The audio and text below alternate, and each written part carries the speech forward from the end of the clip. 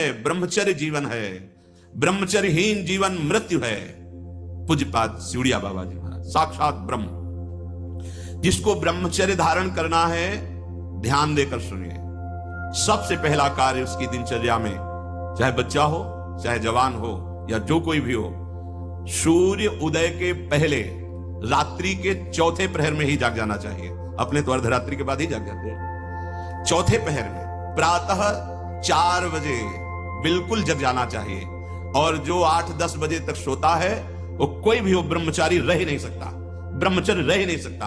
वो स्वप्न दोष का शिकार होगा, वो नाना प्रकार की कुचेष्टाओं का शिकार होगा पक्का।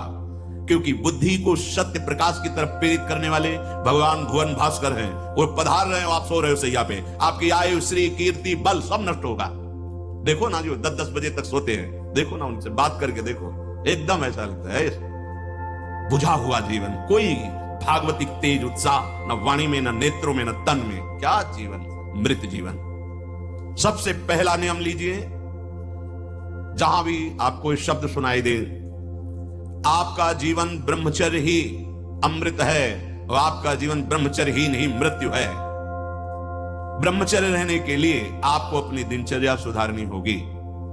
प्रातः 4 बजे आपको उठना ही होगा, तभी आप ब्रह्मचर्य रह सकते हैं। अगर आप नहीं उठते हैं तो आप देख लेना, इसका आध्यात्मिक प्रभाव पड़ता है। आप देखिएगा 3 बजे से लेकर के सूर्य उदय के तक अगर आप सोते हैं तो आपका स्वप्न दोष बढ़ेगा, आपका संयम बिगड़ेगा।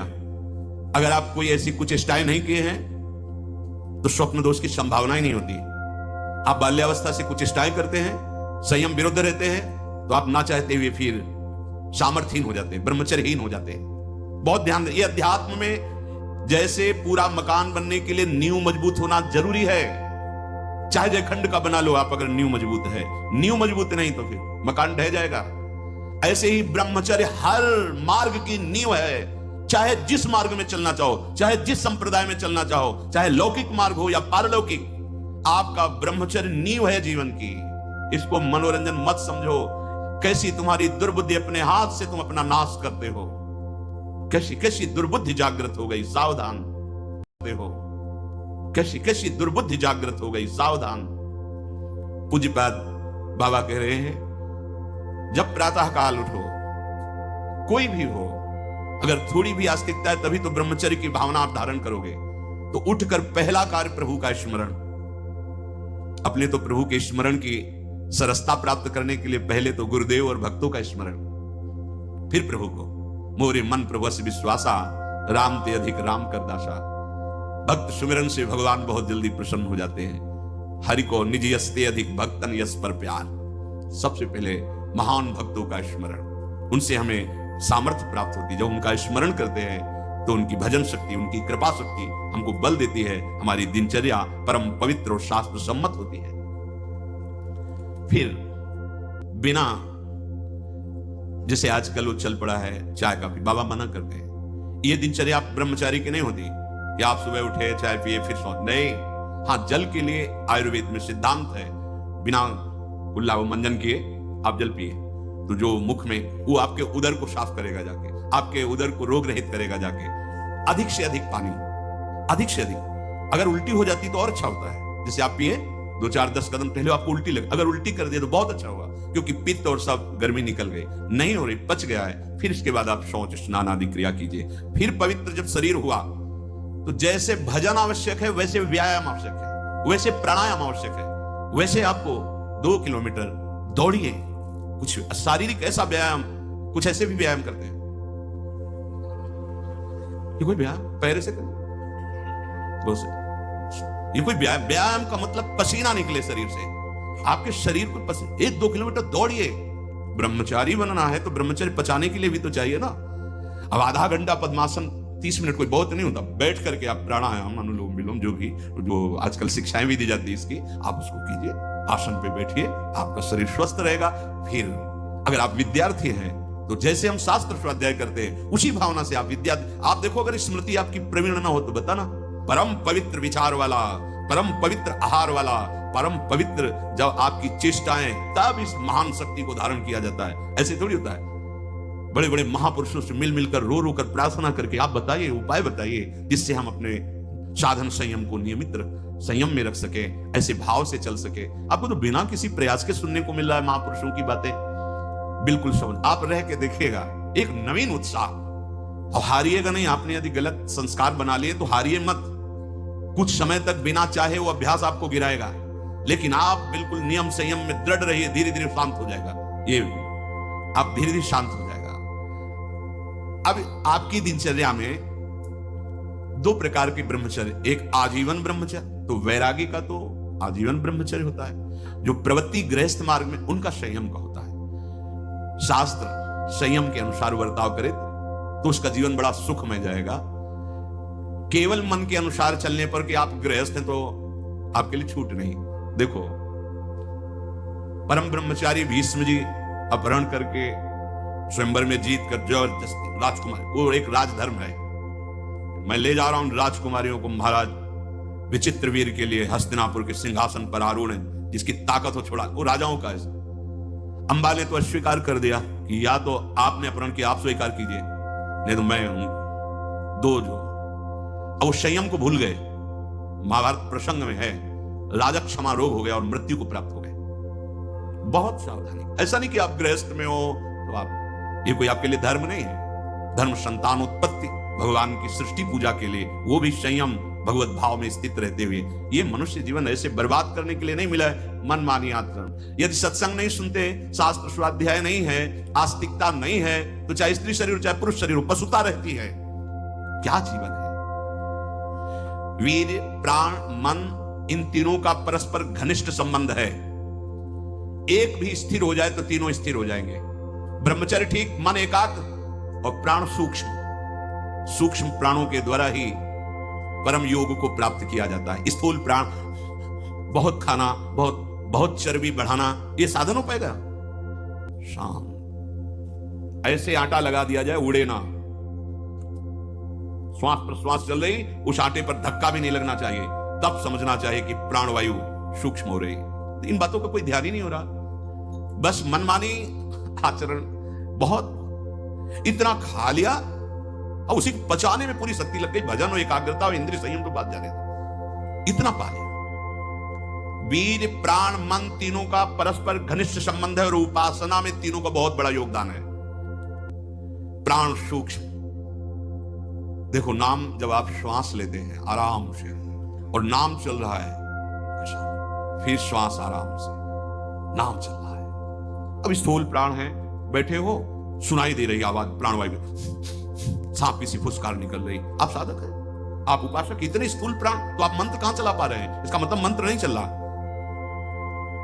आराम, शांत, शांत। प्राण जिसका ब्रह्मचर्य ठीक है, बिना प्राणायाम के भी वो सूक्ष्म हो जाएगा। जिसका प्राण सूक्ष्म है, ब्रह्मचर्य ठीक है, मन को एकाग्र करने के लिए ज्यादा श्रम नहीं करना पड़ता। ये तीनों एक तार जुड़े हुए हैं। ब्रह्मचर्य ठीक नहीं, मन भयानक चंचल बदमाश होता चला जाएगा, गंदी से गंदी बात पेश करेगा आपके सामने, गंदे से गंदे आचरण करेगा, भूल जाएगा कि हम मनुष्य हैं, पशुवत आचरण में उतार देगा। ब्रह्मचर्य, प्राण, मन, तीनों का परस्पर बहुत घनिष्ठ संबंध है। एक स्थिर कर लो ब्रह्मचर्य, बहुत गंभीरता स्वभाव में आ जाएगी। ब्रह्मचारी का स्वभाव गंभीर होता है, विचार परिपक्व होता है, स्मृति प्रवीण होती है उसकी, और हर कष्ट सहने की सामर्थ्य होती है। गर्मी, सर्दी, बरसात, पीड़ा, अपमान, निंदा, वो महान शीतलता अंदर प्रदान करता है। मस्ती एक रहती है। और कहीं निरंतर भजन और ब्रह्मचर्य, फिर क्या दुर्लभ रह गया संसार में उसके लिए। इसलिए हमारे शास्त्रों ने, ब्रह्म ऋषियों ने ब्रह्मचर्य पर बहुत जोर दिया है। ब्रह्मचर्य रहने वाले उपासक को इन बातों का ध्यान देना चाहिए। यदि कब्ज पेट में रहेगी तो बिना क्रिया के भी ब्रह्मचर्यहीन होने लगोगे। गर्मी बर्दाश्त नहीं ज्यादा, ये जितने नए पदार्थ पाने वाली लोलुपता है, ये सब ब्रह्मचर्य नाश करने वाली। ये जो आप जिसे पिज्जा कहते हैं, इसमें जो ऊपर लेप लगाए जाते हैं, जो बनता है वो गरिष्ठ है, बहुत गरिष्ठ है। पाचन तंत्रों पर भारी प्रभाव बनाकर एक कब्ज बनाने वाली चीजें। आपको 32 दांत दिए गए, वो अच्छे चबा चबा के लुगदी में थोड़ा खाओ, बहुत देर चबा कर स्वाद लेकर के अंदर जब किया तो जो मुख में पाचन, यहाँ वो जो थूक आदि निकलते हैं, उससे ऐसे रस होते हैं जो उसको पाचन करते हैं। बहुत संभाल, ये भोजन का बहुत योगदान है। अगर कब्ज हो रही है तो ये अनुभव में लाई हुई वस्तु है। ये ईसबगोल की भूसी और छोटी हर, जैसे 1 चम्मच 1.5 चम्मच ईसबगोल की भूसी, और अगर आप पहली बार तो आधा चम्मच वो हर, छोटी वाली हर मिला लीजिए और 250 ग्राम दूध में पा करके सेवन के। वो ऐसा नहीं करेगा कि आपका एकदम पेट साफ कर देगा, 10 दिन 15 दिन लगा, वो धीरे धीरे आपकी आंतों से वो ऐसा, यही सेवन किए, बहुत समय तक सेवन किए, क्योंकि कभी ऐसे जैसे रूखा सूखा मिला, कभी ना मिला, तो ऐसे कब्ज की तो ये पास रखते थे, थोड़ा ईसबगोल की भूसी और हर, दूध ना मिला तो थोड़ा पानी से ले लिया, थोड़ा कम प्रभाव पड़ेगा, पर वो धीरे धीरे। अति ऐसी औषधियां जो आंतों को जाके, वो भी नहीं ठीक है, क्योंकि वो सीधे इतनी गर्म होती है, ब्रह्मचर्य का नाश कर देगा। बहुत संयम की आवश्यकता है ब्रह्मचर्य के लिए, तो कब्ज मत होने दीजिए, और जल की कमी नहीं होनी चाहिए, 2.5-3 लीटर जल तो होना चाहिए। आपकी जो एसिड बनती है, आपकी आप लघु शंका जो होती है, उससे आपके स्वास्थ्य को लाभ मिलता है। सुबह से शयन तक 2.5-3 लीटर पानी पीना ही चाहिए, यदि आप संयम से चलना चाहते हो। मैदा और गरिष्ठ वस्तुएं, चाय और कॉफी ब्रह्मचारी के लिए निषेध है। हम नौजवान बच्चे हैं, चाय और कॉफी भैया काहे को, 60-50 की अवस्था है, शरीर थोड़ा रुग्ण जैसा, तो आप चाय आदि ले लीजिए, आपको चाय की क्या आवश्यकता है, आपका तो ब्रह्मचर्य खुद इतना पावरफुल, चाय और कॉफी तो विघ्न है आपके लिए। बहुत कलयुग का बड़ा भारी प्रभाव है। आगे कह रहे हैं कि अत्यंत आवश्यक हो तो शरीर जिसका रोगी है उसकी सेवा के लिए, अगर आपको सेवा लगाई गई है, या किसी को सेवा कार्य के लिए, ऐसे बकाया किसी को स्पर्श मत करो, क्योंकि सबके शरीरों में परमाणु होते हैं, अपने अपने स्वभाव, अपने अपने आचरण, शरीर में, वस्त्र में, सैया में। एक विश्राम स्थली पे जो आपकी सैया है, आप कैसे सोते हैं उसमें उसके परमाणु हैं, वस्त्र में परमाणु हैं, शरीर में परमाणु हैं। अगर आप ऐसा ही व्यवहार रखेंगे तो आप लड़ नहीं पाएंगे, आपके परमाणु इतने पुष्ट नहीं होंगे कि आप विकारों पर विजय प्राप्त करें। स्वाभाविक भीड़ में कोई छू रहा हो बात अलग है, हमें छूने की चेष्टा, अगर किसी रोगी की सेवा तो फिर विचार नहीं करना है, कोई सेवा पे है तो हमें विचार नहीं करना है। स्वाभाविक ऐसे हंसी मजाक या व्यवहार में हम बचें, स्पर्श से बचें। यहां वो छुआछूत वाला स्पर्श नहीं, अपने परमार्थ को पुष्ट करने की बात है। कभी किसी को मजाक में भी अश्लील बातें मत करो, मजाक से भी, जैसे हंसी मजाक में आप ऐसे, उसका प्रभाव पड़ेगा, वो शब्द है, वो आपके अंदर पहुंचेगा, मनन करेगा और फिर वासना जागृत कर देगा। आप कोई ऐसे कपड़े बनावटी मत पहनो, आप अपने शरीर की वेशभूषा ऐसी मत बनाओ, आप ऐसे शौकीनी प्रकट मत करो जिससे तुम्हारा शरीराभिमान पुष्ट हो, इससे काम बढ़ेगा, इससे वासना बढ़ेगी। बाबा कह रहे हैं कि ऐसे कपड़े, ऐसी सजावट, ऐसी बनावट, ऐसे लेपों के लगाने से शरीराभिमान पुष्ट होता है और आपकी काम वासना बढ़ती है। शरीर, मन, बुद्धि, किसी की भी उन्नति नहीं होती जो शरीर सजाने में, शरीर के, उससे सब बिगड़ जाता है।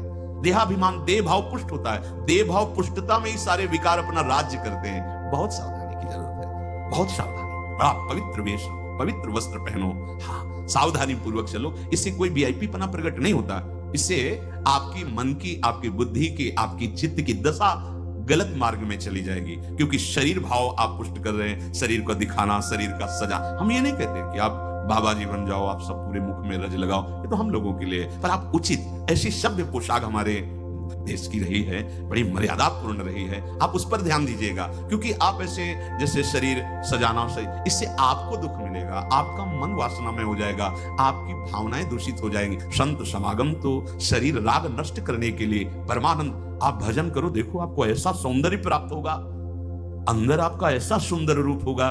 देखो ना, आचार्य चरण कहते हैं, लक्ष्मी कोटि विलक्ष लक्षण लसल लीला किशोरी सतई राधाध्यम ब्रज मंडले मधुरम राधाभिधानम।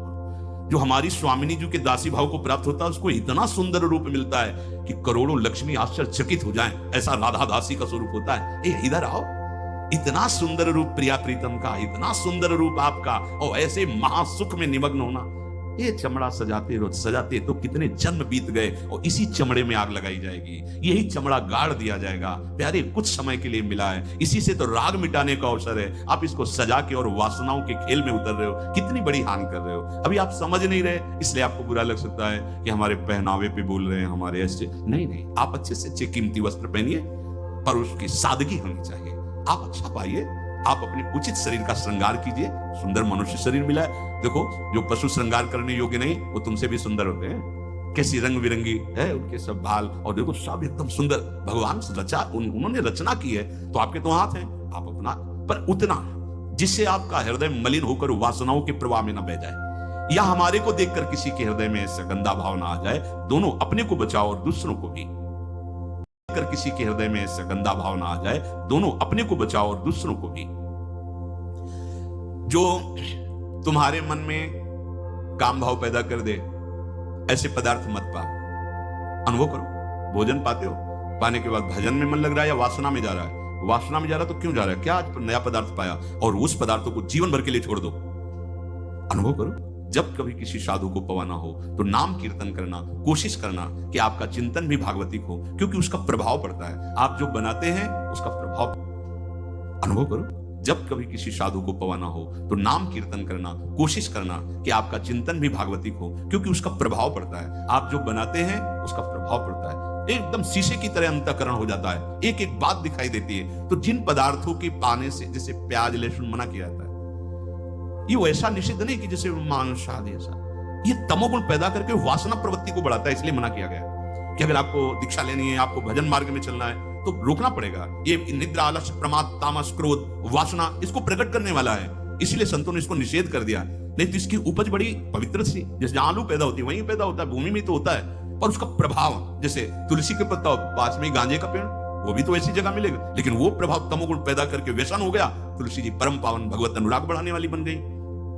और कोई भी सुगंधित पदार्थ जब तक प्रसादी न हो तो शरीर में नहीं लगाना चाहिए, इसका प्रभाव पड़ता है, रजोगुण पैदा करके भोग वासना प्रकट करता है। श्री जी को अर्पित तो भक्ति हो गई हमारी श्री जी की श्री अंग की गंध है। या औषधि के लिए आप ले सकते हैं। नियमानुसार व्यायाम, भोजन उतना जो पच जाए। अगर आपको शाम टाइम लगता है कि खट्टी डकार आ रही, पचा नहीं, तो फिर बैठने की जरूरत नहीं, उपवास करो, दूसरे दिन पाना, कोई मर थोड़ी जाओगे, आपकी आंतों को थोड़ा विश्राम मिला। प्रतिदिन सोते समय दांतों की सफाई करके सोए। आपके दांत ठीक होने चाहिए, क्योंकि आप अच्छे से चबाएंगे तब आपकी पाचन शक्ति ठीक होगी। 2 बार स्नान ब्रह्मचारी को अत्यंत आवश्यक है।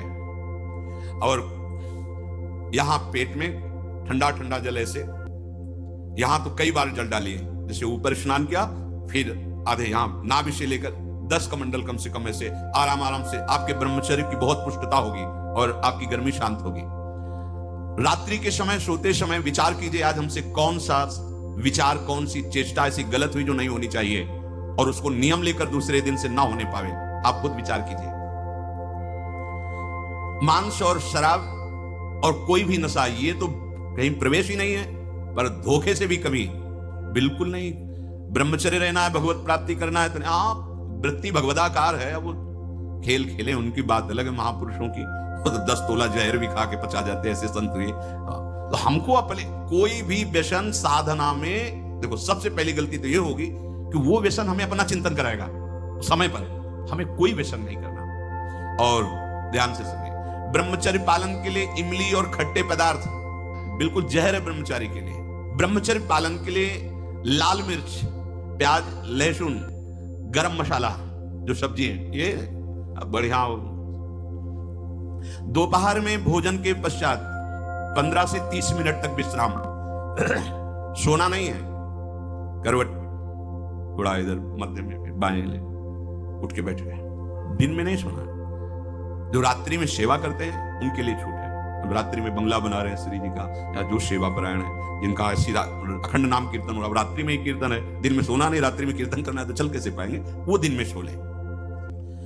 सायंकाल के समय भोजन निषेध है। संध्या का समय हो रहा हो, भोजन निषेध है, शास्त्र स्वाध्याय निषेध है, उस समय कीर्तन, नाम जप आदि।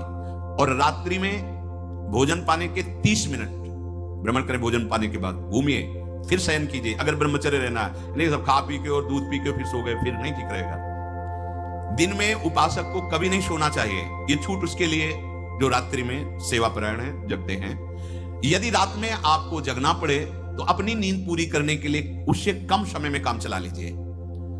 सोते समय भगवत चिंतन अत्यंत आवश्यक है। यदि आप सोते समय छूट दे दी तो गलत चिंतन उस समय जरूर होगा, और गलत चिंतन हुआ, अगर सो भी गए तो धोखा हो जाएगा, और अगर जगते रहे तो धोखा हो जाएगा। सोने के समय ऐसे सावधान रहो जैसे मरने वाला सावधान रहता है कि अब तो मृत्यु आ रही है, राधा राधा, ऐसे सावधान। जब एकांत कर्म में तो बिल्कुल सावधान। उस समय क्या करते हैं हम लोग, असावधान हो जाते हैं, छूट दे देते हैं। अगर मोबाइल है तो मोबाइल में लग गए, नहीं तो चिंतन मनन वो कहीं ना कहीं भटकाव में आ जाएगा, भटकाव में आ जाएगा, आपसे धोखा हो जाएगा। बहुत सावधानी बात मान लीजिए, आपका एकांत परम पवित्र और सावधानी पूर्वक होना चाहिए जब तक नींद ना आए। अपने लोगों ने तो अभ्यास किया गुरुजनों की आज्ञा से कि जैसे अब दिनचर्या पूर्ण हुई, अब शयन करने जा रहे तो माला लेके बैठ गए। जब तक ऐसे नहीं हुआ तब तक माला नहीं हटानी, बैठे। जब लगा कि अब बस सो ही जाएंगे, कभी कभी माला छाती में रखे ही सो गए, फिर जगह फिर शुरू हो गया। भजन नहीं, अगर भजन उस समय एकांत में नहीं करते तो बकवास है, ब्रह्मचारी नहीं बन सकते। बहुत चंचल मन है, किसी न किसी बहाने से आपको धर्म भ्रष्ट करेगा, ब्रह्मचर्य भ्रष्ट करेगा। बहुत सावधान। उपन्यास, अश्लील पुस्तकें, अब बाबा के समय तो मोबाइल नहीं चला था ना, नहीं तो वो भी लिख देते। ये कभी ना पढ़ें, ऐसी कोई बातें ना पढ़ें, ऐसे कोई दृश्य ना देखें। ब्रह्मचर्य जो साधना है, इसमें व्यर्थ समय नष्ट करने वाला ब्रह्मचारी नहीं रह सकता। आप अपने कार्य में रत रहिए, कार्य से विलग हैं तो आपका चिंतन ब्रह्मचर्य की पुष्टता के लिए, भगवत चिंतन, महापुरुषों के चरित्रों का चिंतन, इससे आपकी बुद्धि प्रवीण होगी और आपके अंदर जो मनोवासनाएं हैं उनका नाश होगा। फिल्म, सिनेमा, नाटक देखने वाला कभी ब्रह्मचारी बन ही नहीं सकता। अब देख लो भाई, सावधानी पूर्वक। इसलिए ब्रह्मचर्य ये महान साधना की भूमिका है। हुआ रोग है जिसे हस्त क्रिया कहते हैं, अंग्रेजी में जिसे मास्टरबेशन कहते हैं। इससे बालकों से लेकर के बड़े तक का यह संहार कर रहा है महामारी। कौन सी महामारी? यह हस्त मैथुन, यह हस्त क्रिया। इससे बढ़कर नाशकारी कोई रोग नहीं है। बहुत ध्यान देने योग्य बातें हैं। आज शर्माया जाता है बातें अपने बच्चों से पूछने में या अपने शिष्यों को उपदेश देने का, यही समय नहीं। उपासना की नींव तो मजबूत होनी चाहिए, तब तो उपासना का मैल खड़ा रहे। कैसी बातें कर, क्रियाएं कर रहे हो, तुम्हें शर्म नहीं आ रही, गंदे आचरणों में उतर रहे, शर्म नहीं आ रही, और उनका निवारण कैसे होना है, इस बात के सुनने और बोलने में तुम्हें शर्म आ रही, कैसी मूर्खता छा रही। ये कराल काल के पंजे में फंसा करके जीवित रहने पर भी मुर्दे के समान कर देता है। ये बड़ा दुर्भाग्य हो रहा है कि आज हमारी समाज इससे पीड़ित होती चली जा रही है। हित धाम में सायंकाल के समय कुछ समय चर्चा होती थी, तो जो पुराने हैं उनको याद होगा, 70-75 वर्ष के उन्होंने माइक में कहा था कि पूर्व बचपन की अभ्यास आज तक नहीं छूट पा रही, मुझे बचा लो। बड़ा आश्चर्य हुआ था कि इतना समय जब इस ब्रह्मचर्य के विषय में चर्चा हुई, उन्होंने सुना तो वो चूंकि कहीं ना कहीं पवित्रता हृदय में थी तो बोल पड़े माइक में खड़े होके, इतनी आयु है पर मैं ऐसी गलती आज भी करता हूं, अब मुझे बचा लो। इस महारोग का आना सहज है, पर इससे पिंड छुड़ा लेना बहुत ही कठिन है। किसी डॉक्टर की ना किसी दवा की कोई सामर्थ्य नहीं इसको छुड़ा सके। बहुत गौर से सुनना, और प्रायः इसको बहुत हल्के में लेकर के अपने जीवन को नष्ट किया जा रहा है। ये सबसे बड़ी क्रूरता अपने साथ तुम कर रहे हो। यदि हस्त क्रिया के द्वारा अपनी जीवनी शक्ति को नष्ट कर रहे हो, आपकी नस नाड़ियों से जीवनी शक्ति निचुड़ रही है, ये तुम्हारा नाश कर देगी। इस क्रिया से जितनी हानि उठानी पड़ती है वो हम वर्णन नहीं कर सकते। ये अनिष्टकारी क्रिया खिलवाड़ में सीख जाते हैं बच्चे। एक 13 वर्ष का बच्चा, कुछ चिन्ह होते हैं जो पहले से गुरुजनों की कृपा साधन करने पर परिचय में आ जाते हैं कि ये स्त्री सहवास से वीरपात हुआ है या हस्त मैथुन से हुआ है। देखा, पहले तो मना किया नहीं, फिर जब और जोर दिया कि भाई इसमें तुम्हें लाभ मिल जाएगा अगर आप स्वीकार करो। हाँ, दिन में 3-3, 4-4 बार बच्चों का काम खिलवाड़, उनको खिलवाड़ लग रहा है। ऐसा लग रहा है कि बहुत अच्छा मार्ग मिल गया जिससे हम सुखी हो जाएंगे। दुर्दशा यह हो गई कि 13 और 14 वर्ष का बच्चा वो इतने बड़े रोग से ग्रसित हो गया कि लव शंका करते ही जो महान शक्ति, उसका पतन। अब न भजन में रुचि, न किसी सेवा में रुचि। पागलों जैसी बात। तुमको समझाया जी, क्या स्मृति का लोप हो रहा है, कोई उत्साह नहीं, एक जीवन मृत तुल्य बच्चा है यार, बच्चा, जहां कहीं कोई गुंजाइश नहीं। जैसे अग्नि के ऊपर चला जाए तो कैसे चला जाएगा, एकदम पैर से ऐसे। ये अवस्था किशोर अवस्था है, ब्रह्मचर्य पूर्ण जीवन, एकदम उछलता हुआ जीवन, तेज। कैसा भी कोई हो, किशोर अवस्था बड़ी सुंदर अवस्था होती है, प्रकाश आता है, क्योंकि उस समय तक गलत संबंध। आज तो किशोर अवस्था प्रारंभ होने से ही ये दुर्दशा, मोबाइल, कुसंग ये सब बहुत नष्ट कर रहा है, इसे खिलवाड़ समझा जाता है। और दुर्भाग्य की बात कि जो हमारे सलाहकार हैं वो उनको कहते हैं इससे रिलैक्स हो जाओगे। ओ अंग्रेजी का शब्द है वो, हाँ कौन सा, जो भी स्टेशन हो फ्रस्ट्रेशन, बोले उससे मुक्त हो जाओगे, होश में होश में। ये उन महापुरुषों के वचन है जो ब्रह्माकार वृत्ति में स्थित है। जैसे किसी लकड़ी में घुन लग जाता है और वो खोखली हो जाती है, ऐसे ही शरीर जर्जर हो जाता है।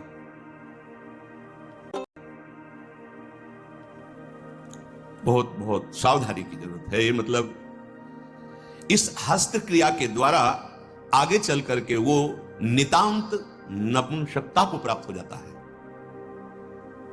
नशों में ऐसा दौर्बल्य, ऐसी कमजोरी आ जाती है कि सहवास के लिए सोचा मात्र खत्म हो गया, सहवास की योग्यता खत्म हो जाती, गृहस्थ मार्ग में चलने लायक नहीं रहता, संतान उत्पन्न करने की सामर्थ्य नहीं रहती। बहुत सावधानी की जरूरत है, इसे खिलवाड़ मत समझो। किसी भी औषधि में, किसी भी डॉक्टर में कोई भी ऐसा उपाय नहीं है जो इसे छोड़ सके। आपकी स्वीकृति ही एकमात्र है, सत्संग ही एकमात्र है, भगवत चिंतन, भगवत कृपा ही एकमात्र उपाय है कि इस महान रोग से, और ये वायरल की तरह फैल रहा है, जैसे कोरोना वायरल नहीं था ऐसे फैल रहा है। छोटे छोटे बच्चे जो अभी जानते भी नहीं, वो इतने से संस्कार पड़ रहा है, अच्छा लग रहा है। अब वो जीवन भर, अगर अभी तो नहीं, अभी सुधर जाए, नहीं जीवन भर नहीं रोक सकता, नहीं रोक सकता। या तो सदगुरु कृपा हो जाए और बहुत शासन हो और वो स्वयं उस शासन को स्वीकार करे तो निकल सकता है, नहीं बड़े बड़े इस महामारी से नहीं निपट